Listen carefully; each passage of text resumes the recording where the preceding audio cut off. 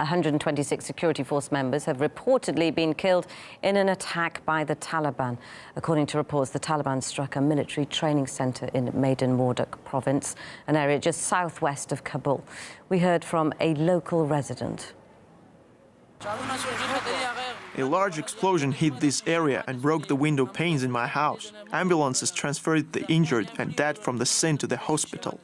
It was around 6 o'clock. There was a very big explosion. I thought there was an earthquake. It was very strong. Local reporter Sultan Faizi says it's been difficult to get accurate information on the attack.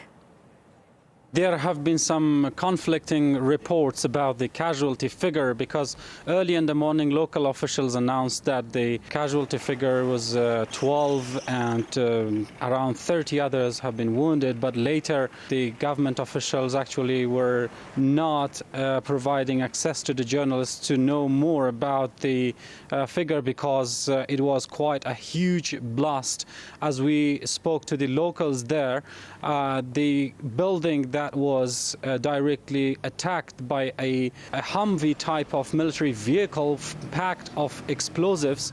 Part of that was collapsed, and many of the intelligence officers and personnel who were joining for breakfast actually left under those remnants of the building and lost lives. It was 2 vehicles and 5 attackers involved into the attack, and the second vehicle was diffused by the security forces, but also it took 4.5 hours to encounter all the insurgents there. Then later a provincial council member claimed that more than 50 people have been killed, that all of them were the member of the Afghan intelligence security forces. A source from the Ministry of Defense told us in a condition of anonymity that the casualty rate is beyond 100, which is really shocking because it could be the deadliest type of it on the NDS or Afghan National Security Services members. We heard from political analyst Abdel Bariatwan, who believes this attack shows the Taliban's power in the region and it marks a huge setback for the US and its allies.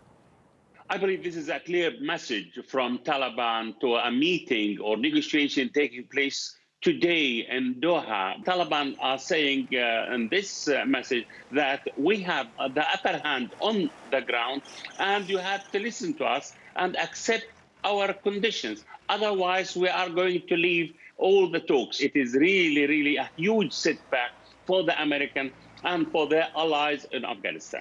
President Donald Trump is actually hesitant. He doesn't know what to do with Afghanistan. I wouldn't be surprised if the American actually start to submit to the Taliban pressure, to Taliban demand, and reach an agreement for their forces to be actually pulled out safely from this trap.